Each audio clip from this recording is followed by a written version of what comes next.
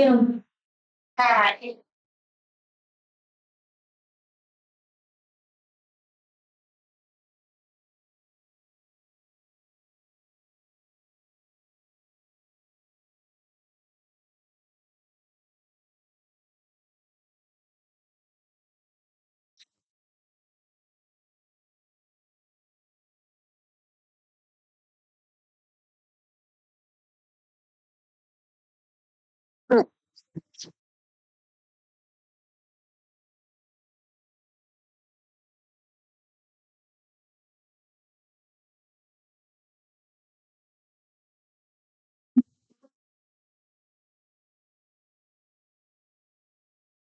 गया।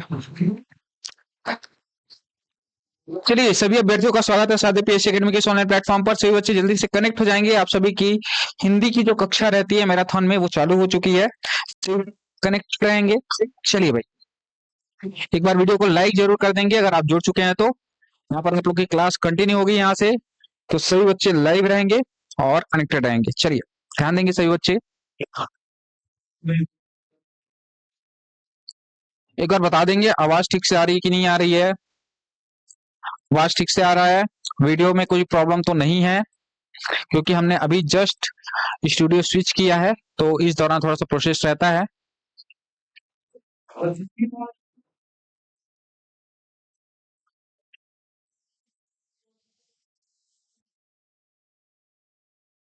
चलिए रेडी हो जाएंगे आज की क्लास के लिए। उससे पहले आप सभी के लिए एक जानकारी, जितने भी बच्चे तैयारी कर रहे हैं सहायक शिक्षक विज्ञान प्रयोगशाला, जिनको लगता है कि इसकी पोस्ट नहीं आ रहा है वो तैयार हो जाओ, बहुत जल्दी इसका पोस्ट देखने को मिलेगा। और इसी के लिए सादे पीएससी एकेडमी ने 15 टेस्ट सीरीज का विशेष पैकेज बनाकर रखा हुआ है, जो कि आपके 12 जुलाई से आने वाले 27 सितंबर तक चलने वाला है। ठीक है, टोटल 15 प्रश्नों का ये सेट है, तो बिल्कुल रजिस्ट्रेशन करा सकते हैं। आपके लिए ये बिल्कुल बेनिफिशियल होगा जो बच्चे विज्ञान संकाय की तैयारी कर रहे हैं। आज नहीं तो कल विज्ञान संकाय के पोस्ट आएंगे, चिंता ना करें। गुड इवनिंग सभी को, गुड इवनिंग। चलिए भैया आप सभी का अभिवादन मुझे मिल चुका है। चलिए सबका धन्यवाद। कुछ का नोटिफिकेशन आता है कुछ का नहीं आता, बिल्कुल ये बात सही है। चलो आ जाओ क्लास पे ध्यान देते हैं। ठीक है चलिए, कुछ चीजें मेरे को यहाँ पे अव्यवस्थित नजर आ रहा है तो पहले मैं व्यवस्थित कर लेता हूँ। हाँ वो रहा यार, जो ढूंढ रहा था वो यहाँ है। चलिए तो सब तैयार है? Okay, good afternoon. चलिए ध्यान देंगे। चलिए भाई ये सामान्य से एक प्रश्न है, ठीक है, जो एक आपके एग्जाम में पैटर्न देखने को मिलता है जेके एलएम वाला, उसी पैटर्न का ये प्रश्न है, तो प्रयास करेंगे इसको बनाने का। Good evening, good evening. आप सभी जुड़ जाओ, मैं वेट कर रहा हूँ, थोड़ा सा समय ले रहा हूँ ताकि आप लोग अच्छे से कनेक्ट हो जाओ।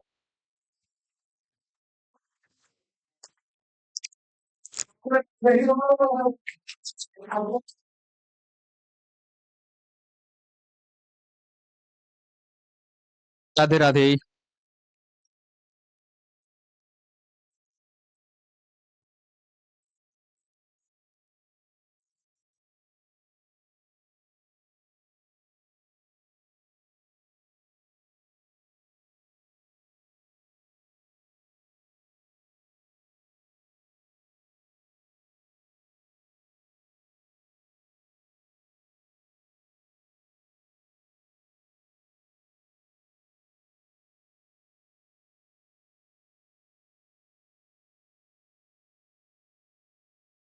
चलिए ध्यान दो, आ जाओ क्वेश्चन के ऊपर ध्यान दो। क्वेश्चन क्या कह रहा है, निम्नलिखित में से मूल रूप से तत्सम श्रेणी में आते हैं इनमें से कौन से शब्द हैं जो तत्सम शब्द हैं, ये आपको बताना है। तत्सम शब्द कौन से हैं, तो यहाँ पर दिखाई दे रहा होगा। आप बोलोगे सर तत्सम शब्द कैसे पहचाने, तो ऐसे शब्द जिनके अंत में ऐसे र आए, ठीक है, ये तत्सम होता है। ठीक है, जो पढ़ने में थोड़े कठिन हो वो आपके तत्सम होते हैं। ठीक है, द्विगुण व्यंजन अड़ा और अढ़ा का प्रयोग, यहाँ पर चूंकि दिख रहा है मुझे इसलिए नियम बता दे रहा हूँ। अड़ा और अढ़ा का प्रयोग तद्भव शब्दों में होता है, तत्सम शब्दों में नहीं होता। इसका प्रयोग कहाँ होता है, तद्भव शब्दों में होता है। ठीक है, बाकी सभी शब्दों के बारे में बताऊंगा। पर्यंक, पर्यंक जो है आपका तत्सम शब्द है। कैसा शब्द है, तत्सम शब्द है, और इसका तद्भव होता है पलंग, पलंग। ठीक, तलंग इसका तद्भव होगा, तलंग इसका तद्भव है। फिर मैं बात करूं कपाट, पाठ की बात करूं तो कपाट भी आपका तत्सम शब्द है, और इसका तद्भव होता है किवाड़, इसका तद्भव होता है किवाड़। ठीक, पगड़ी की बात करूं, मैं अभी बताया पगड़ी आपका वैसे तद्भव शब्द तो नहीं है, पगड़ी आपका देशज शब्द है। पगड़ी आपका कैसा शब्द है? देशज शब्द है। पगड़ी देशज शब्द है, यहाँ पर लिख दे रहा हूं, पगड़ी आपका देशज शब्द है। ठीक है, पगड़ी आपका देशज शब्द है, देश में जन्मा हुआ शब्द आपका देशज शब्द कहलाता है। त्वरित, त्वरित जो है आपका तत्सम शब्द है, और इसका तद्भव होगा तुरंत, तुरंत। तो पहले का आंसर क्या हो जाएगा? जे आपका सही है, के आपका सही है, एम सही है। जे के और एम आपका तत्सम शब्द है, तो जे के और एम आपके ऑप्शन बी में दिख रहा है। बहुत सारे बच्चों ने ए उत्तर दिया हुआ है, तो यहाँ पर ध्यान से देखो, ठीक है, गलती कहाँ पे हुआ है। जे के और एम सी, ऑप्शन सी, जे के और एम आपके ऑप्शन सी में है। ठीक बात, क्या यहाँ तक चीजें समझ में आ रही है? पाठ का किवाड़, पगड़ी देशज शब्द है। लोटा, बहुत सारा देशज शब्द है, बताओ यहाँ पे देशज शब्द लिखे थोड़ा सा। चलो देशज शब्द एक बार रिकॉल करते हैं, देशज, चलो देशज शब्द कुछ रिकॉल कर लेते हैं जल्दी से। देशज शब्द, हड़बड़ाहट, हड़बड़ाहट, बड़ाहट, खटर पटर, खटर पटर, ठीक है, लोटा, डोंगा, पुनगी, किनारा, ठीक है, खिचड़ी, खिचड़ी, खिड़की, खिचड़ी, खिड़की, ठीक है, तेंदुआ, तेंदुआ, ठीक है, म्याऊ, अंटा, पटपट, ठीक, और ऐसा ही आपका है खिचड़ी, खिड़की, तेंदुआ, पटपट, म्याऊ, अंटा, पटपट, और भी बहुत सारे हैं, जैसे कि ये डोंगा तो हो गया है, लोटा हो गया है। और बताओ आप लोगों को कौन कौन सा शब्द याद आ रहा है? खिचड़ी, झोपड़ी, धुआं, झोपड़ी, झोपड़ी, धुआं, और एक पगड़ी तो अभी पढ़ी ही है, पगड़ी। ठीक है, तो ये बहुत सारे देशज शब्द मैंने आपको एक बार रिकॉल करा दिया है, ये एग्जाम में ज्यादा पूछा जाता है, और भी बहुत सारे देशज शब्द हैं जो मैंने क्लास में पढ़ाया हुआ है। चिड़िया, मलाई, गोबर, मुखिया, ठेस, ठेठ, ये भी हो जाएगा। हाँ, चिड़िया नहीं लिखा है ना मैंने, हाँ चिड़िया, चिड़िया, ठेस, ठेठ, ठेस, ठेठ, ये सारे आपके भेषज शब्द के अंतर्गत आ जाएंगे। हाँ, भवानी भी हो जाएगा, मिट्टी भी हो जाएगा, बिल्कुल। हाँ, डिबिया, हाँ हाँ, एक शब्द और बता रहे हो, डिबिया, डिबिया, भवानी, सब पढ़ाया हुआ है, सब क्लास में कराया हुआ है। ठीक, ये देशज शब्द कर लिए अपन, अगले क्वेश्चन पे आ जाओ। हाँ, क्या बोल रहा है समझना, ठीक है, और समझ के सही से उत्तर देना। बोल रहा है वकील, किस्मत, मुकदमा हिंदी शब्द भंडार में शामिल अरबी भाषा के विदेशज शब्द हैं। पहला कथन ये समझ में आ गया। कारण कह रहा है प्रशासनिक, कानूनी और अदालती कामकाज के ऐतिहासिक प्रभावों के कारण ये शब्द हिंदी की गहराई में रच बस गए हैं। ठीक है, अब यहाँ पर मेरा प्रश्न ये है, ठीक है, कि पहली बात सही है कि नहीं, और दूसरी बात सही है कि नहीं?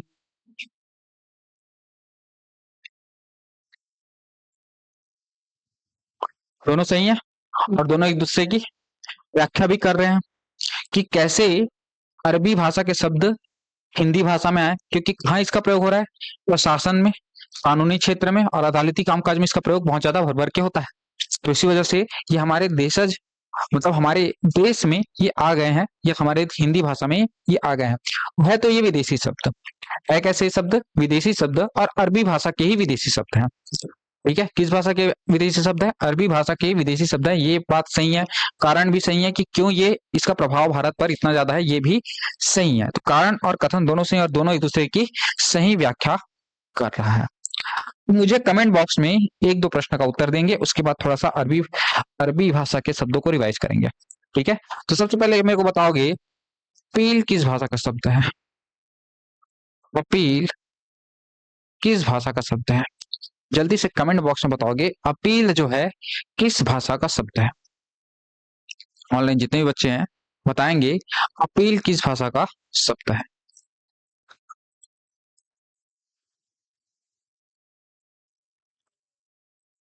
ठीक है, बाकी तब तक जब तक आप लोग का कमेंट आता है तब तक अरबी भाषा के शब्द मैं लिख रहा हूँ।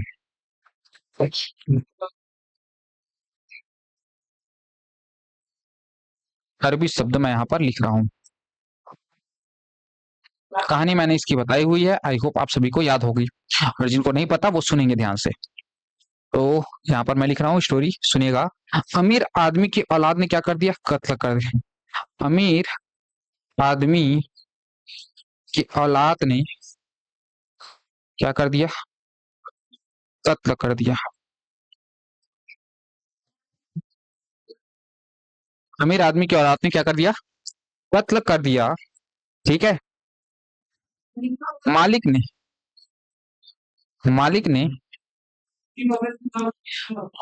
ठीक है ध्यान देंगे, मालिक ने कानून और रिश्वत की ताकत से, कानून और रिश्वत की ताकत से अपनी औलाद को बचा लिया, औलाद को बचा लिया। और गरीब फकीर गरीब फकीर औरत को गरीब फकीर औरत को औरत को कैदी बना लिया। गरीब फकीर औरत को क्या बना लिया, कैदी बना लिया। ठीक है, तो कैदी जेल में कौन पहुंच गई, ये गरीब फकीर औरत। गरीब फकीर औरत जब जेल पहुंची तो उसने क्या किया, अपने वकील को खत लिखा। किसको खत लिखा, वकील को खत लिखा। वकील को क्या लिखा, खत लिखा।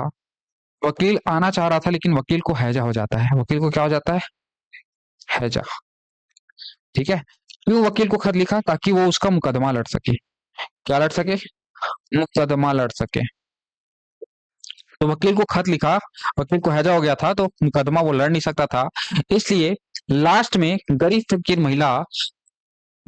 महिला अपनी खुद की इज्जत बताती है किस्मत वाली किताब पढ़कर।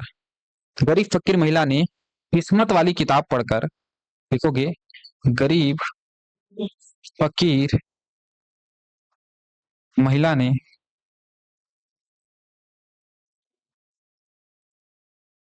किस्मत वाली किताब पढ़कर अपनी इज्जत बताई। किस्मत वाली किताब पढ़कर अपनी इज्जत बचाई, इज्जत बचाई। तो ये सारे अरबी भाषा के शब्द याद करने के एक ट्रिक है, एक स्टोरी है जिससे आप इसको याद रख सकते हो। गरीब फकीर औरत को कैदी बना लिया गया। औरत ने वकील को खत लिखा, ठीक है, वकील को हैजा हो गया इसलिए वो मुकदमा लड़ने नहीं आ पाया। गरीब फकीर महिला ने किस्मत वाली किताब पढ़कर अपनी इज्जत बचाई। ठीक है, तो ये स्टोरी याद रखेंगे। हाँ, शुरू से फिर से बताऊं। अमीर आदमी की औलाद ने कत्ल कर दिया। अमीर आदमी की औलाद ने क्या कर दिया, कत्ल कर दिया। मालिक ने कानून और रिश्वत की ताकत से औलाद को बचा लिया। मालिक ने कानून और रिश्वत की ताकत से किसको बचा लिया, औलाद को बचा लिया। और किसको फंसा दिया, गरीब फकीर औरत को कैदी बना लिया। किसको फंसा दिया, गरीब फकीर महिला को कैदी बना दिया। उसने वकील को खत लिखा, वकील को क्या हो गया, हैजा, इसलिए मुकदमा लड़ने नहीं आ पाया, मुकदमा लड़ने नहीं आ पाया। गरीब फकीर महिला ने किस्मत वाली किताब पढ़कर अपनी इज्जत बचाई।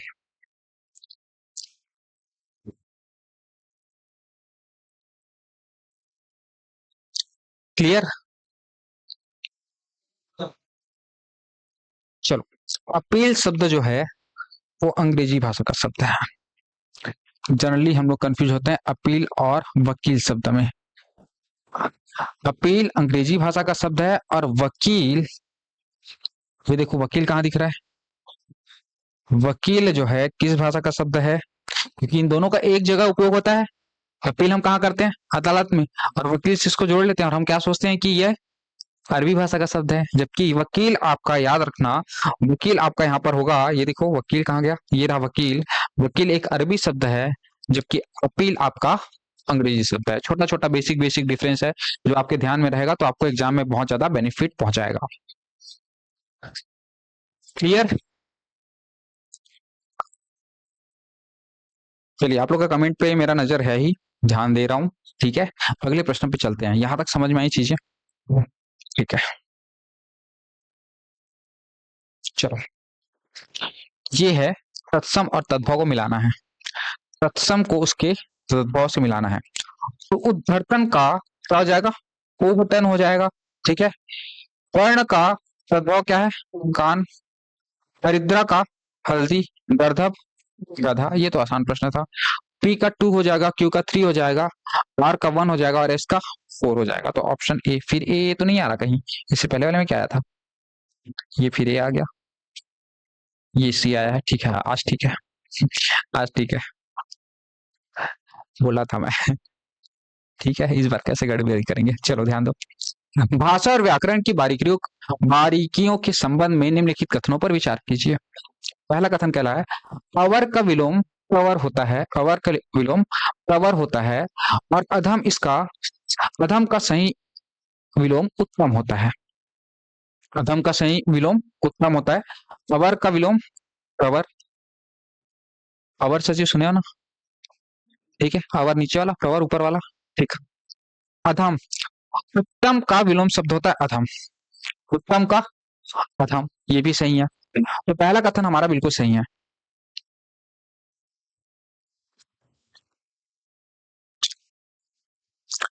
ये हमारा निश्चित रूप से सही है। चलो, अनिवार्य शब्द का विलोम केवल ऐच्छिक मान्य है। अनिवार्य शब्द का, अनिवार्य शब्द का विलोम केवल ऐच्छिक मान्य है। वैकल्पिक शब्द व्याकरण रूप से अमान्य है। अनिवार्य के बारे में बताएंगे, अनिवार्य शब्द के बारे में कथन सही है, थोड़ा सोच के देख लो।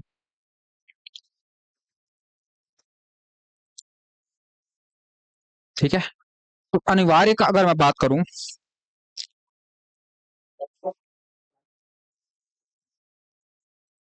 तो आपको ध्यान रखना है कि अनिवार्य का जस्ट विलोम होता है ऐच्छिक। अनिवार्य जिसका निवारण नहीं है, अनिवार्य का मतलब क्या होता है, हाँ हाँ, विलोम से रिलेटेड है, जिसका निवारण नहीं है।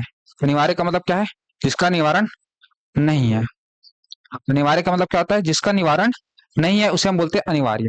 इच्छा मतलब हमारी इच्छा पर निर्भर करता है। ठीक है, तो जिसका निवारण है वो ऐच्छिक हो जाएगा। या वैकल्पिक, जैसे कि, जैसे कि थोड़ी देर के लिए एक एग्जांपल देता हूं। छत्तीसगढ़ के लिए, छत्तीसगढ़, छत्तीसगढ़, छत्तीसगढ़ सब्जेक्ट के लिए, विषय के लिए साहू सर एक एकमात्र ही, या उनका कोई विकल्प नहीं है, अनिवार्य शिक्षक है बोल सकता हूँ। छत्तीसगढ़ पढ़ाने वाले एकमात्र अनिवार्य शिक्षक कौन है, आपके साहू सर। इंस्टीट्यूट में हमारे अनिवार्य शिक्षक है, उनकी जगह कोई ले सकता है क्या, उनका कोई निवारण है नहीं है। लेकिन मैथ्स पढ़ाने वाले मैं भी हूँ, और कौन है, पारसमणि सर, मैं हूँ और पारस सर है, तो हम दोनों का क्या है, विकल्प। हम दोनों का क्या है, विकल्प। तो गणित का विकल्प है, तो हम लोग क्या है, वैकल्पिक है, हम लोग क्या है।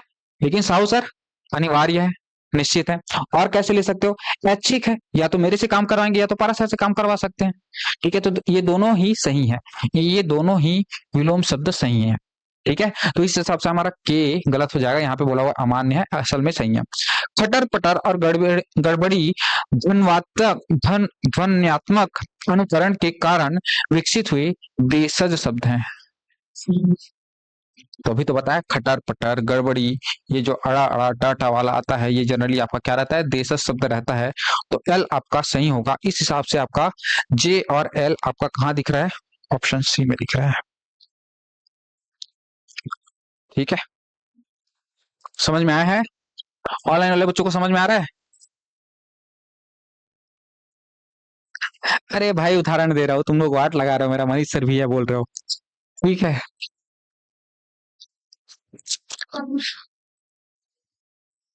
चलो मस्ती करते रहता हूँ हर वक्त, कुछ नहीं बोलता तो इसका मतलब ये है। चलो क्या दिया हुआ प्रश्न, निम्नलिखित में से कौन सा समूह केवल योग रूढ़ शब्दों को बताता है, केवल योग रूढ़ शब्द को बताता है। ठीक है, तो जब तक आप लोग उत्तर बताते हो तब तक मैं कुछ चीजें बताता हूँ। ठीक है, अगर मैं बात करूं व्युत्पत्ति, इसी को क्या बोला जाता है, बनावट, बनावट या रचना, इसमें से किसी भी आधार पर अगर आपको पूछे कि शब्द के कितने प्रकार हैं, तो आपको याद रखना है कि शब्द के कितने प्रकार हैं, 3 प्रकार हैं। कितने प्रकार हैं? 3। कौन कौन से 3 प्रकार है? एक है आपका रूढ़ शब्द, एक है आपका यौगिक शब्द, और एक है आपका योग रूढ़। ठीक है, पहले परिभाषा मैं ऊपर से नीचे की ओर लेके जाऊंगा, फिर नीचे से ऊपर की ओर कॉन्सेप्ट को लेकर आऊंगा। समझना, रूढ़ शब्द वे शब्द जिनके सार्थक टुकड़े नहीं किए जा सकते उसको हम रूढ़ शब्द कहते हैं। क्या कहते हैं? वे शब्द जिनके सार्थक टुकड़े और नहीं किए जा सकते उसको हमको क्या कहते हैं, रूढ़ शब्द। जैसे कान हो गया, नाक हो गया, इनको और टुकड़ा करोगे तो कोई अर्थ निकलेगा क्या? नहीं, तो सार्थक टुकड़े नहीं हो सकते।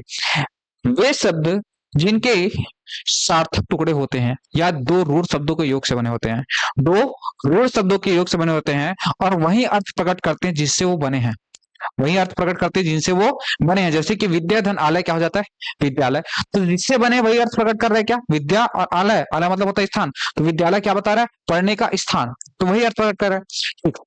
योग रूढ़ सर, योग रूढ़ शब्द वे शब्द जो 2 रूढ़ शब्दों के योग से तो बनेगा, 2 रूढ़ शब्दों के योग से बनेगा, लेकिन ये कोई तीसरा अर्थ प्रकट करेंगे। जैसे कि लंबोदर, लंबा है जिसका उदर, अर्थात गणेश जी, लंबोदर क्या हो जाएगा आपका, योग रूढ़ शब्द। अब आपको याद रखना है कि जितने भी बहुब्रीहि समास के उदाहरण हैं वो सारे क्या हो जाएंगे, योग रूढ़। बहुब्रीहि समास को छोड़कर समास के जितने भी उदाहरण आएंगे वो किसमें आएंगे, बहुब्रीहि समास को छोड़कर, इसको छोड़कर समास के जितने आएंगे वो सारे के सारे यौगिक में आएंगे। समास के संधि वाले शब्द, उपसर्ग वाले शब्द, उपसर्ग वाले शब्द या प्रत्यय वाले शब्द, ये सब किस में आएंगे, योग रूढ़ में। रूढ़ शब्द ऐसे शब्द जिसमें न समास हो, न संधि हो, न उपसर्ग हो, न प्रत्यय हो, वो रूढ़ में आएंगे। ठीक, क्या बात समझ में आ रहा है यहाँ पे? तो 3 बात बताया, एग्जाम में इससे 100 प्रश्न बनेगा अगर ये आप अच्छे समझ जाते हो तो। बहुब्रीहि समास, योग रूढ़, समास संधि उपसर्ग और प्रत्यय आए तो यौगिक, न समास है, न संधि, न उपसर्ग है, न प्रत्यय है, रूढ़ शब्द। ठीक है, अब ध्यान दो,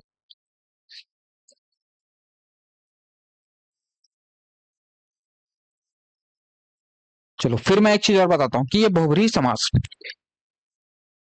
देवी देवताओं के पर्यायवाची क्या होते हैं, जनरली बहुब्रीहि समास, जनरली पर्यायवाची शब्द बहुब्रीहि समास के उदाहरण होते हैं। देखो अब इसमें आ जाओ, पीला, क्या पूछा हुआ है, योग रूढ़, मतलब तीसरा अर्थ प्रकट करे ऐसा शब्द चाहिए, मतलब बहुब्रीहि समास के उदाहरण चाहिए योग रूढ़। योग रूढ़ थोड़ा सा कठिन लगता है तो आप इसको सोचो कि बहुब्रीहि समास के उदाहरण मुझे खोजने हैं। इसमें से कौन सा विकल्प दिख रहा है जिसमें बहुब्रीहि समास के उदाहरण दिख रहा है, ये लंबोदर दिख रहा है, जलज कमल को कहते हैं, दशानन रावण को कहते हैं। तीसरा अर्थ प्रकट कर रहे कि नहीं कर रहे, लंबोदर गणेश जी को, जलज कमल को, और दशानन रावण को। देखो जब मैं पढ़ता था ना तो मेरे को कोई बताने वाला नहीं था कि ये जलज, मैं याद करता था जलज, जलज आपका क्या बोलते हैं, योग रूढ़ शब्द है, योग रूढ़ शब्द है, योग रूढ़ शब्द है। मेरा हालत ऐसा था, मेरे को कोई बताने वाला नहीं था। लिटरली आज के डेट में मेरे को कोई बताया ना कि ऐसे पढ़ते तो शायद मेरा सिलेक्शन हो जा रहा था। ठीक है, तो लंबोदर, जलज और दशानन ये क्या है आपके, योग रूढ़। ठीक है। अगर मैं बात करूं पीला, तो पीला कैसे शब्द होगा, बताओ मेरे को, एक एक शब्द के बारे में बात करेंगे। पीला कैसे होगा, पी धन ला से बना हुआ है, पीला रूढ़ शब्द होगा, इसमें कोई मतलब ये किसी भी तरीके से तोड़ने पे सार्थक नहीं हो रहा है। घुड़सवार, घुड़सवार को घुड़ धन सवार में तोड़ सकता हूँ क्या, घुड़ धन सवार में तोड़ सकता हूँ, तो ये कैसा शब्द हो जाएगा आपका, यौगिक शब्द। अगर मैं नाक की बात करूं तो इसको ना धन का में तोड़ूंगा तो इसका कोई सार्थक खंड नहीं हो रहा है, ये कैसा शब्द हो जाएगा, रूढ़ शब्द। हर शब्द के बारे में आप निकाल सकते हो, दूध, दूधन था, ये तो रूढ़ शब्द है। पानी, पानी भी रूढ़ शब्द है। हवा रूढ़ शब्द है। अनाथालय, अनाथ धन आलय से बना हुआ है आपका अनाथालय, कैसा शब्द हो जाएगा, यौगिक। ठीक। विद्यालय, विद्याधन आलय से बना हुआ है विद्यालय। पुस्तकालय, पुस्तक धन आलय से बना हुआ है पुस्तकालय, यौगिक शब्द हो जाएगा। अब बताओ कोई शब्द दुनिया का बचा है कि इस कॉन्सेप्ट से छूट जाए, अगर आपको सही से पता है तो, और थोड़ा सा प्रैक्टिस अगर आपने लगा कि आप क्वेश्चन करके जाओगे, आप थोड़ा सा कॉन्सेप्ट को समझ के जाओगे, कोई ऐसा शब्द नहीं है जो छूटेगा। अगर आप बुक पढ़ के जाओगे कॉन्सेप्ट के मामले में तो कहीं पे भी मिस नहीं करोगे। थोड़ा सा हो सकता है कि जहाँ पे रटंत विद्या जरूरी रहती है वहां पे फेल खा जाओ, लेकिन कॉन्सेप्ट के मामले में कहीं पे दिक्कत नहीं होगा पढ़ के जाओगे तो। ठीक है, तो सारे शब्दों के बारे में हम डिटेल से बता सकते हैं। चलो, निम्नलिखित वाक्यों में रेखांकित मुहावरा के अर्थ गहराई परीक्षण पर विचार कीजिए। मुहावरे के अर्थ गहराई, किसकी बात कर रहे हैं, मुहावरों के अर्थ गहराई परीक्षण पर विचार कीजिए। अंगारे उगलना का लाक्षणिक अर्थ अत्यंत क्रोध में कटु वचन कहना होता है। सही बात है क्या, अंगारे उगलने में ऐसे ही तो होता है कि आदमी जो गुस्सा में रहता है तो कुछ भी बोलते रहता है। मुहावरे हमेशा अपने सामान्य अर्थ को पूरी तरह से अक्षुण्ण रखते हुए वाक्य में प्रयुक्त होते हैं। बताओ।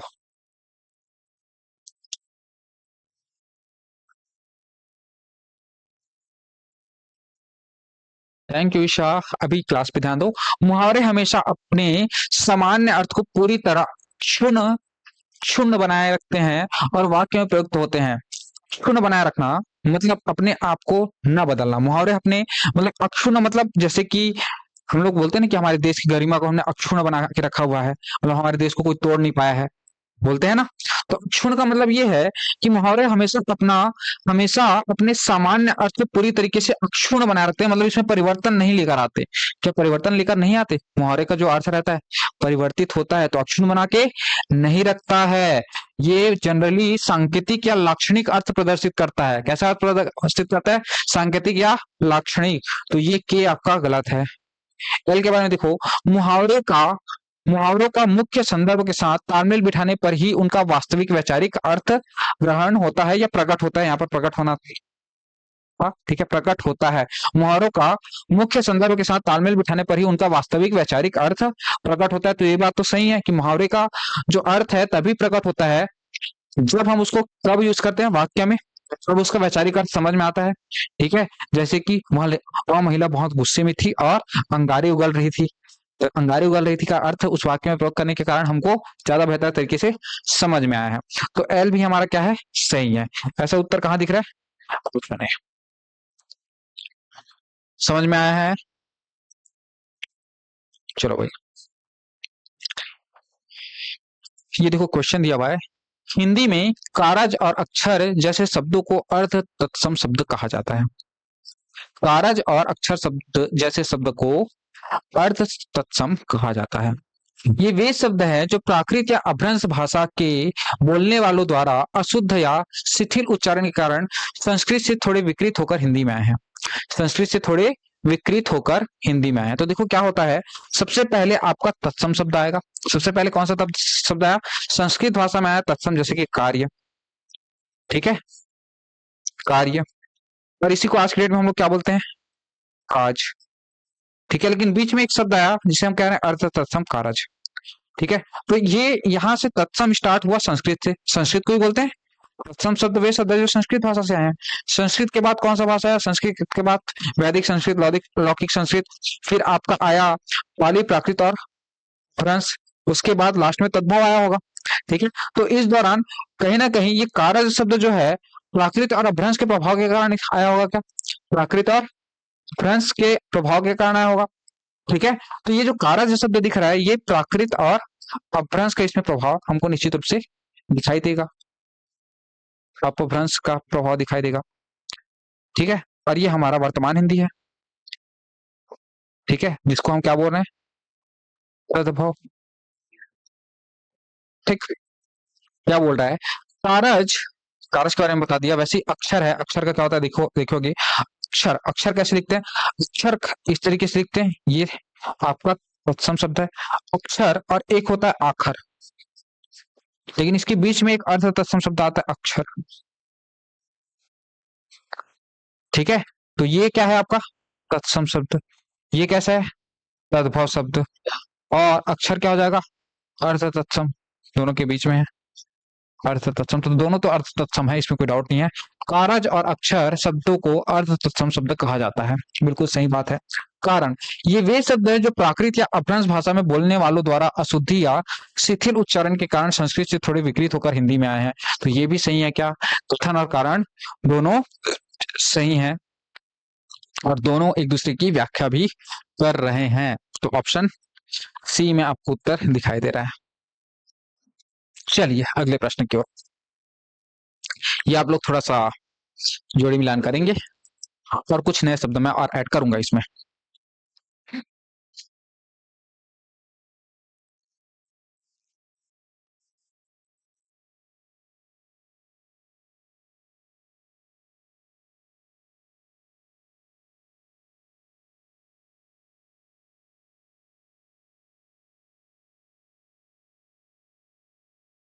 चलो, जैक जो है किस भाषा का शब्द है, चीनी। रिक्शा जापानी, कारतूस फ्रेंच, तुरुप जो बच गया है वो हो जाएगा डच भाषा का। तो एक चीज सीखने को मिला कि तुरुप जो है वो किस भाषा का शब्द है, डच भाषा का शब्द है। चीनी भाषा के और शब्द बताओ, लीची,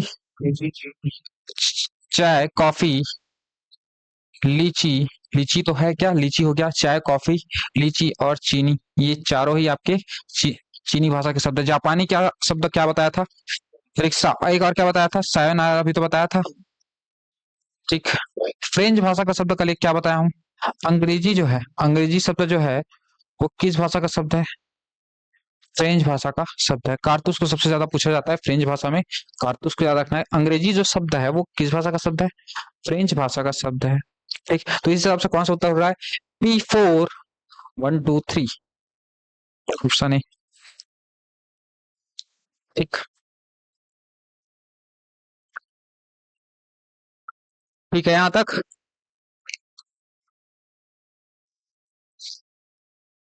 हाँ, चीकू भी हो जाएगा।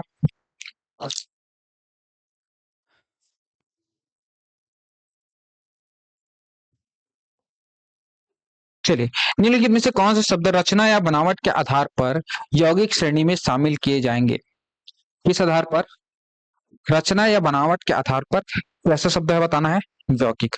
कौन सा यौगिक है, तो मैंने आपको बताया हुआ है यौगिक शब्द ऐसे शब्द जिसमें क्या हो, संधि हो, जिसमें क्या हो, समास हो, जिसमें क्या हो, उपसर्ग हो, या फिर प्रत्यय हो। किसमें ये दिख रहा है, ठीक है।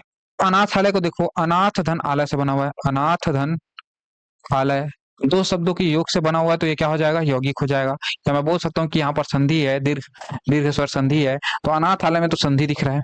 राज पुरुष, राज पुरुष की अगर मैं बात करूं तो राज, राज पुरुष आपका समासिक शब्द है, समासिक शब्द है। ठीक है, तो राजकाज का जो पुरुष है उसे हम कहते हैं राजपुरुष।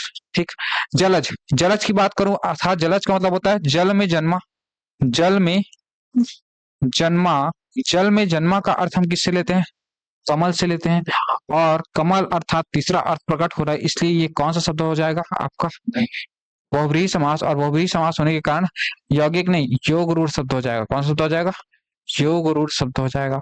तो ये तो योग रूढ़ हो गया। घुड़सवार, ये बना हुआ है दो शब्दों के योग से, घुड़ धन सवार के योग से बना हुआ है आपका घुड़सवार, यहाँ पे सिंपल सा संधि लगा हुआ है जो कि एम हो जाएगा, तो जे के और एम आपका सही उत्तर हो जाएगा, ऑप्शन ए। कोई दिक्कत हो रहा है क्या यहाँ तक के क्वेश्चंस में, आसान है।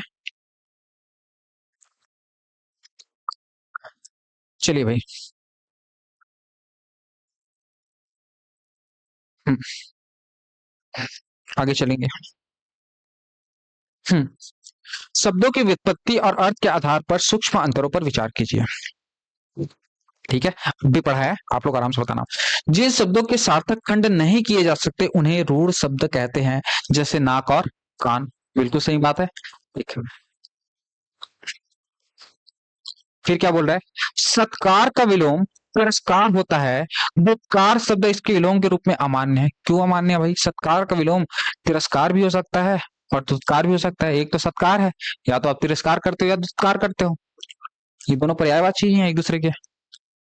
ठीक है, तो सत्कार का विलोम दुत्कार विलोम के रूप में अमान्य है, ये कथन हमको गलत लग रहा है।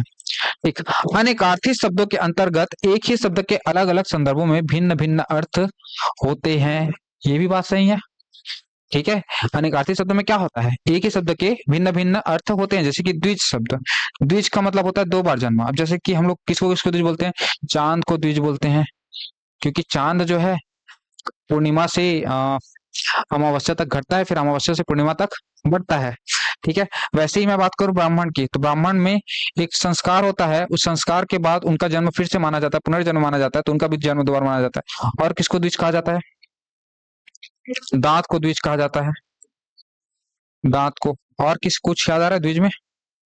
चांद हो गया, ब्राह्मण हो गया, दांत हो गया, और एक तो है, और मेरे को याद नहीं आ रहा एक, लेकिन द्विज। हाँ,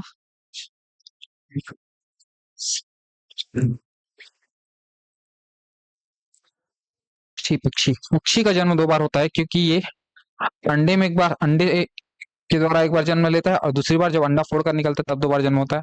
तो एल आपका सही है। इस हिसाब से कौन सा उत्तर हो जाएगा? ए और एल, जे और एल किसमें दिख रहा है? ऑप्शन बी में। ठीक है ना?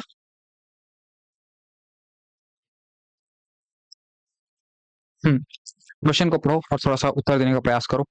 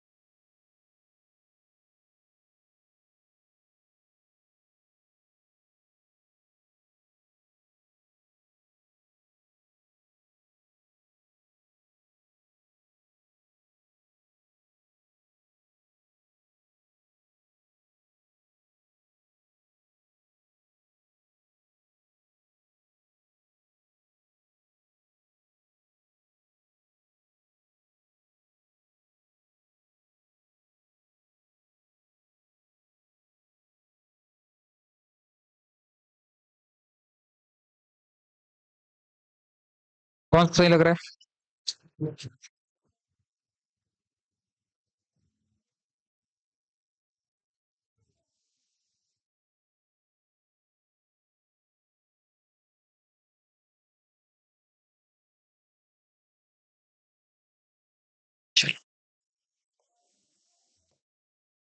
हम्म, तेंदुआ और झोपड़ी शब्दों को हिंदी के अंतर्गत देशज शब्दों में वर्गित किया जाता है। अभी तो बात की है तेंदुआ और झोपड़ी कैसे शब्द हैं आपके। देशज शब्द लिखवाया हूं थोड़ी देर पहले। इन शब्दों का कोई निश्चित संस्कृत या विदेशी भाषाई स्रोत नहीं होता। थोड़ी देर पहले बताया था, शायद पिछले क्लास में बताया हूँ कि इनका उद्गम का कोई स्रोत होता नहीं है, कहाँ से आए पता नहीं चलता है देशज शब्द।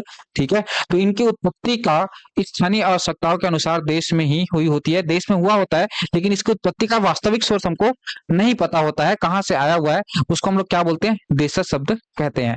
तो कारण भी सही है, दोनों एक दूसरे की व्याख्या भी कर रहे हैं, तो ऑप्शन बी सही उत्तर हो जाएगा। ठीक है, चलो। निम्नलिखित में से कौन सा तद्भव के अंतर्गत आता है? कौन सा तद्भव है ये बताना है। ऐसे ही प्रश्न तो एग्जाम में परेशान कर रहा है। हम्म,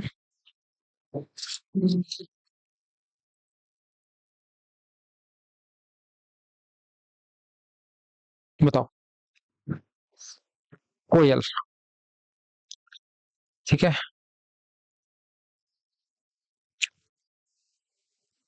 तद्भव बताना है, तद्भव। ठीक है, कोयल, कोयल का तत्सम होता है कोकिल। ठीक है, इसका तत्सम क्या होता है, कोकिल। तो ये तद्भव है। ठीक है, वत्स जो है आपका तद्भव रूप है और इसका तत्सम यहीं पर दे दिया वत्स। ठीक है, आम जो है आपका तद्भव शब्द है जिसका तद्भव, जिसका तत्सम होता है आम्र। अंधकार, अंधकार जो है एक तत्सम शब्द है जिसका तद्भव होता है, याद रखना, अंधेरा। कैसे याद रखोगे, अंधेरा ही क्यों है, तो अंधेरा इसलिए तद्भव है क्योंकि अंधेरा जब हम लिखते हैं तो अंधेरा लिखोगे तो इसमें चंद्र बिंदु आता है। क्या आता है, चंद्र बिंदु। और याद रखना, जहां पे भी अनुनासिक का प्रयोग होता है, जहां पे भी अनुनासिक का प्रयोग होता है वो आपके तद्भव शब्द हो जाते हैं। और जहां पे भी अनुस्वार का प्रयोग होता है, जहां पर अनुस्वार का प्रयोग, इसको मैं क्या बोलूंगा, अनुस्वार, अनुस्वार का प्रयोग होता है वो आपके तत्सम शब्द होते हैं। तो संस्कृत में अनुस्वार का प्रयोग किया जाता था, तद्भव में ये अनुनासिक आ गया है। क्लियर है, तो जे के एल हमको किस में दिख रहा है, हमारे ऑप्शन ए में दिख रहा है। ठीक है, क्लियर।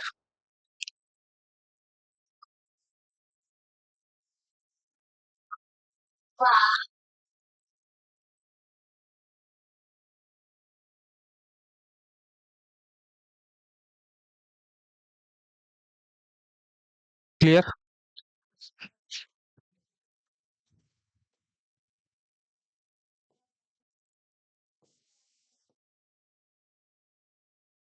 सूची एक का मिलान सूची दो से करना है। ठीक, साबुन किस भाषा का शब्द है, एकदम याद हो गया है, साबुन पुर्तगाली शब्द का शब्द है। चेचक तुर्की शब्द है। टिकट अंग्रेजी, शादी जो है फारसी शब्द है। ठीक है, तो क्रॉस हुआ है P2Q1, P2Q1, R4S3, option B में दिख रहा है क्या।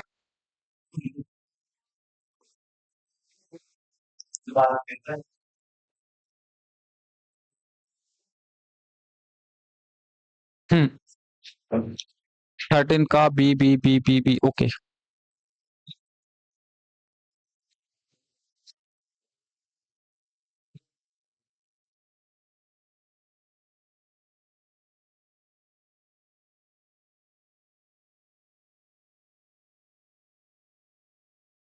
पर्यायवाची शब्दों के सूक्ष्म अंतर और उनके प्रयोग के संबंध में निम्नलिखित तथ्यों पर विचार कीजिए।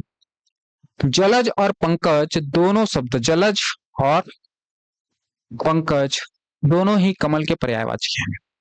सही बात है, लेकिन रचना के आधार पर योग रूढ़ भी है, रचना के आधार पर योग रूढ़ भी है। ये बात तो सही लग रहा है ना, पर्यायवाची शब्द हैं और रचना के आधार पर अगर देखा जाए तो ये जो है तीसरा अर्थ प्रकट कर रहा है, पंकधंज, पंकज होता है। ठीक है, कीचड़ में उत्पन्न, कीचड़ में जन्मा, पंकज कहलाता है। और ये बहुव्रीहि समास को उदाहरण है, इसका मतलब ये योग शब्द है। तो ये हमारा सही है। नयन, चक्षु और अक्षी, नयन, चक्षु और अक्षी आंख के तत्सम पर्यायवाची हैं। नयन, चक्षु, अक्षी सब आपको तत्सम शब्द लग रहे हैं। भाषा में किसी भी शब्द के सभी पर्यायवाची शब्द हर संदर्भ में एक दूसरे के स्थान पूरी तरह ले सकते हैं।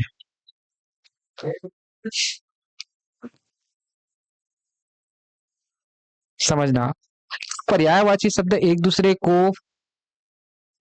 की स्थान पूरी तरीके से ले सकते हैं। मैंने उदाहरण उस दिन बताया था इसके बारे में। ठीक है, मैंने बताया था अगर मैं बोलूं गंगा का जल, गंगा जल अलग हो जाता है। ठीक है, लेकिन इसी को मैं बोलूंगा गंगा का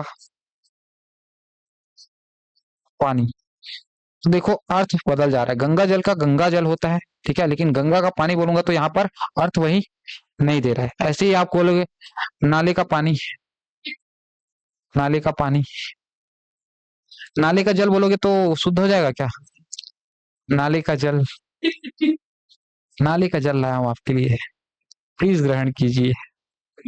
तो ऐसे नहीं होता है। ठीक है, कहीं ना कहीं पर्यायवाची शब्द इसीलिए आए हैं क्योंकि उनके विशेष जगह पर विशेष प्रयोग होता है। ठीक है, जैसे गंगा का जल, ठीक है, बहता नीर, बहता नीर, ठीक है। चलो भाई, तो यहाँ पर देखो एल आपका क्या है, गलत है, तो इस हिसाब से जे और के हमारा सही है, ऑप्शन ए उत्तर हो जाएगा।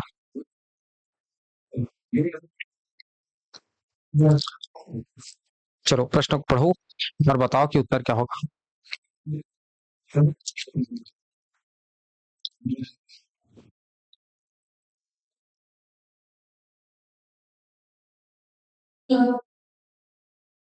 सोच लो।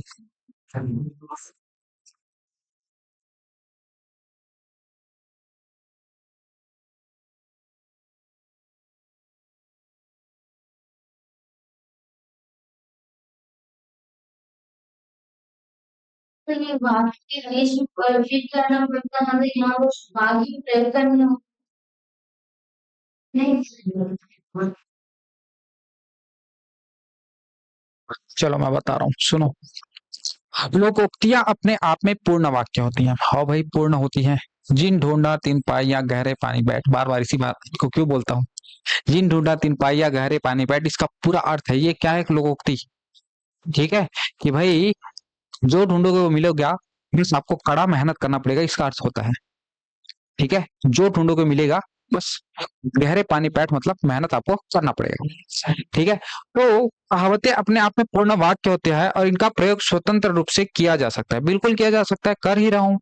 ठीक, लोकोक्तियां लोक अनुभव पर आधारित होती है, जबकि मुहावरे केवल वाक्यांश होती हैं। मुहावरे क्या होते हैं, केवल वाक्यांश होते हैं। मुहावरे केवल वाक्यांश होते हैं, बिल्कुल ये बात सही है। मुहावरे क्या होते हैं, केवल वाक्यांश, जिन्हें वाक्य में बीच में फिट करना पड़ता है। तो हाँ भाई, फिट करना पड़ता है तभी उसका वास्तविक अर्थ निकलता है। अभी तो बता रहा था ना, जैसे कि क्या था हमारा, अंगारे उगलना वाला, तो उसको वाक्य में हम लोग फिट करते हैं। वाक्य में प्रयोग, वाक्य में प्रयोग किसका आता है, कहावत का वाक्य प्रयोग आता है कि मुहावरे का वाक्य में प्रयोग आता था।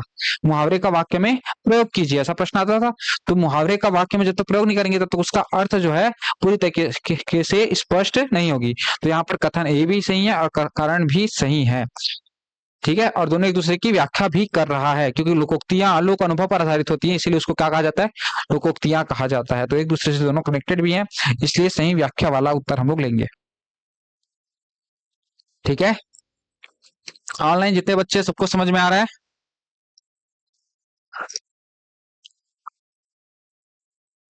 हाँ, आगे चले। चलो, निम्नलिखित में से कौन सा शब्द तुर्की भाषा का नहीं है। निम्नलिखित में से कौन सा शब्द तुर्की भाषा का नहीं है।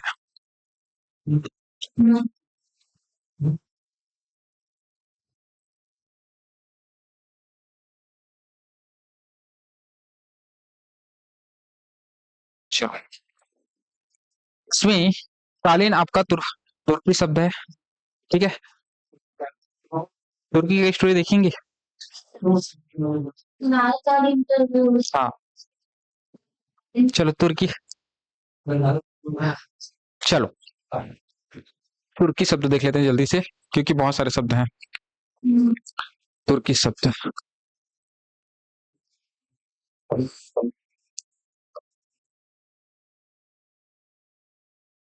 ठीक है, तो इसमें किसकी कहानी देखते हैं, बहादुर दरोगा की। ये मैंने एक बहादुर दरोगा बनाया इस तरीके से। ठीक है, ये टोपी बनाया, तो टोपी होगा कि नहीं होगा, टोपी। ठीक है, ये मैंने बना दिया दरोगा इस तरीके से। ठीक, पुलिस वाला बना दिया है, एडजस्ट कर लेना। तो ये दरोगा है, ठीक है, और बहादुर दरोगा है। कैसा दरोगा है, बहादुर, मतलब दरोगा का नाम हम लोग बहादुर रख देते हैं। पिक्चर में देखा होगा, बहादुर ऐसा करके चिल्लाते रहते हैं हीरोइन, दरोगा का नाम ही बहादुर रख दे रहते हैं। ठीक है, आएगा ना बहादुर दरोगा, तभी तो लिखा रहा हूँ, बहादुर दरोगा की कहानी है। और ये जाता है, क्यों बहादुर है, क्योंकि ये एक लाश की तलाशी लेने जाता है। अरे भाई, लाश से लोग डरते हैं। ठीक है, तो ये किसकी तलाशी लेने जाता है, एक लाश की। तो ये मैंने बना दिया एक लाश। ठीक है, ये मैंने बना दिया एक लाश। ठीक है, ये मैंने बना दिया लाश। और लाश की अगर मैं बात करूं, तो आपको ध्यान रखना है, लाश आपका कैसा शब्द है, तुर्की। ये जो है लाल कलर के कालीन पर पड़ा हुआ है, बताया था मैंने आपको। ये जो लाश है वो किस पर पड़ा हुआ है, लाल कलर की कालीन पर पड़ा हुआ है। ठीक है, तो यहाँ पर कालीन भी आपका कैसा शब्द हो जाएगा, तुर्की। कालीन जो है तुर्की शब्द हो जाएगा। फिर मैंने आपको पढ़ाया हुआ है कि ये जो व्यक्ति है वो क्या लेने आया हुआ है, तलाशी। तो तलाशी भी कैसा शब्द हो जाएगा, तुर्की। फिर मैंने आपको बताया हुआ है कि ये किसकी तलाशी लेता है, तो तलाशी के दौरान इसको मिलता है कैंची, और क्या मिलता है, चाकू, और क्या मिलता है, बारूद, ये सब इसको मिलता है। तो ये सारे क्या हैं, आपके तुर्की शब्द। यहीं पे इसकी बेगम यहाँ पर बैठ के रोती रहती है। ये पता नहीं बेगम मैं क्या बना दिया। ठीक, ये बेगम, ये ऐसे, ये बेगम बैठ के यहाँ पे रोते रहती है। तो बेगम से पूछते हैं कि ये क्या हुआ, कैसे मर गया, तब ये बताती है कि ये उर्दू कुली था। कैसा कुली था, उर्दू कुली था, उर्दू कुली था, और ये चेचक से मर गया। किससे मर गया, इसकी मृत्यु चेचक से हुई है। तो देखो कौन कौन सा इस कहानी में आ गया, सब आ गया क्या। ठीक है, कालीन है, चेचक है, कुली है, कौन सा नहीं है, कमरा नहीं है। तो कौन सा नहीं है वही पूछा होगा, तो कमरा नहीं है। तो ऑप्शन डी हमारा क्या हो जाएगा, करेक्ट आंसर। ऐसा वाला उत्तर किए बहुत टाइम हो गया है कि नहीं। ठीक है, तो कमरा इसमें उत्तर नहीं होगा।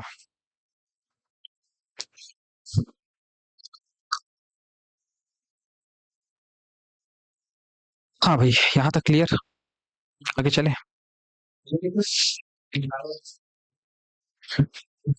अनेकार्थी शब्द कनक के दो मुख्य अर्थों का सही जोड़ा बताइए। कनक के अनेकार्थी बताइए। सोना और धतूरा होता है। ठीक है, कहाँ दिख रहा है, ठीक। तो यहाँ पर हमारा सोना और धतूरा ऑप्शन बी में है। ठीक है, चलो। निम्नलिखित वाक्यों में से उस वाक्य का चयन कीजिए जिसमें देशज शब्द का प्रयोग हुआ है। किसका प्रयोग हुआ है, देशज शब्द का प्रयोग हुआ है। ठीक है, चलो। उसने न्यायालय में मुकदमा दायर किया। ये मुकदमा कैसा शब्द है, पहले तो ये बताओ। अरबी, अरबी शब्द है। ठीक, आज सुबह से खटर पटर की आवाज आ रही है, यही है क्या देशज, ये देशज शब्द है। ठीक है, तो यही हमारा उत्तर हो जाएगा ऑप्शन बी। फिर देखो, वह प्रतिदिन सुबह गर्म दूध पीता है। ठीक है, वह प्रतिदिन, इसमें देशज शब्द तो नहीं है, इतना तो निश्चित है। ठीक है, स्टेशन पर गाड़ी समय से पहुंच गई। स्टेशन, स्टेशन अंग्रेजी भाषा का शब्द होगा क्या, अंग्रेजी भाषा का शब्द होगा। तो यहाँ पर आपको उत्तर हो जाएगा ऑप्शन,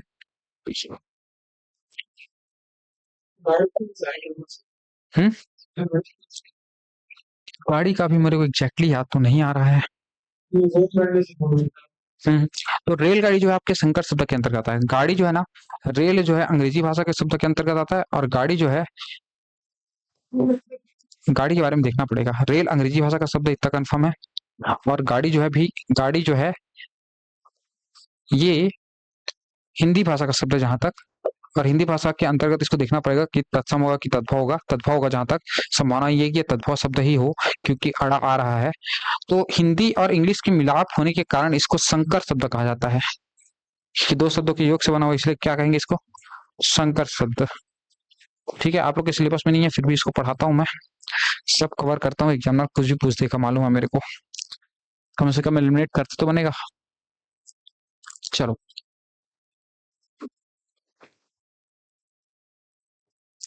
मस्तूल और आलपीन शब्दों को हिंदी व्याकरण में पुर्तगाली मूल का माना जाता है, कारण पुर्तगाली व्यापारियों के माध्यम से भारत में आए अनेक घरेलू और समुद्री उपकरण वाचक शब्द हिंदी भाषा का हिस्सा बन गए हैं। बताओ भाई, जब पुर्तगाली लोग आए ना, तो वो लोग जहाज से आए, और जहाज क्या रहता है, हमेशा हिलते डुलते रहता है। तो वो लोग जब आए ना, तो मैप लेकर आते थे। तो उस समय उन लोग आलपिन का प्रचलन उनके में बहुत था। क्योंकि पिन लगा के रखना पड़ता था, कोई भी चीज छिले मत करके। पेपर पे सारा चीज लिखा हो रहता था, जहाज किस डायरेक्शन में जा रहा है, कंपास उनका काम कर रहा था। तो आलपिन उनके लिए बहुत नेसेसरी चीज था, और आलपिन लेकर वही आए थे, तंबाकू लेकर वही आए थे। ठीक है, तो मस्तूल और आलपिन जो है आपके पुर्तगाली भाषा के शब्द हैं। ठीक है, मस्तूल के बारे में मुझे भी उस, हाँ, आलपिन पता नहीं, देखना पड़ेगा उसका क्या है। आलपिन है, उतना ध्यान दो, ब्रैकेट को छोड़ो। तो कथन सही है, कारण भी सही है। ठीक है, समुद्री उपकरण के रूप में इनका प्रयोग ये लोग करते थे। ठीक है, तो कथन और कारण दोनों सही है और एक दूसरे की व्याख्या कर रहे हैं, इसलिए ये सही हो जाएगा। चलो अगला प्रश्न देखो, लास्ट प्रश्न। ठीक है, बाकी इस टॉपिक का प्रश्न जो है वो कल करेंगे। ठीक है, रूढ़ शब्द, यौगिक शब्द, योग रूढ़ शब्द और तद्भव शब्द के बारे में बताना है। कौन सा रूढ़ शब्द हो जाएगा? नाग जो है रूढ़ शब्द हो जाएगा। यौगिक शब्द दो शब्दों के योग से बना हुआ है, कौन सा? राजपुत्र यौगिक शब्द हो जाएगा। योग रूढ़ शब्द लंबोदर। तद्भव शब्द 14। इसका तत्सम क्या होगा? शब्द चतुर्दश। तत्सम क्या होगा? चतुर्दश। 14 से हो जाएगा। वो हम लोग बना दिए हैं। ठीक है, वो दिनांक है। ठीक, चलो चतुर्दश। देखना कैलेंडर में लिखा रहता है चतुर्दश, 14 नहीं लिखा रहता। ठीक है, चलो P3Q1R2 P3Q1R2S4 किस विकल्प में दिख रहा है? ऑप्शन ए में। तो चलिए भाई, आप सभी से विदा लेने का वक्त आ गया है। आई होप आज की क्लास आप सभी को अच्छी लगी होगी। ठीक है, मैंने सारी चीजें अच्छे से रखने का प्रयास किया है। अगली क्लास आप सभी को पता है पारस सर की है, तो कनेक्टेड रहेंगे, प्रयास करेंगे चीजों को समझने का और सीखने का।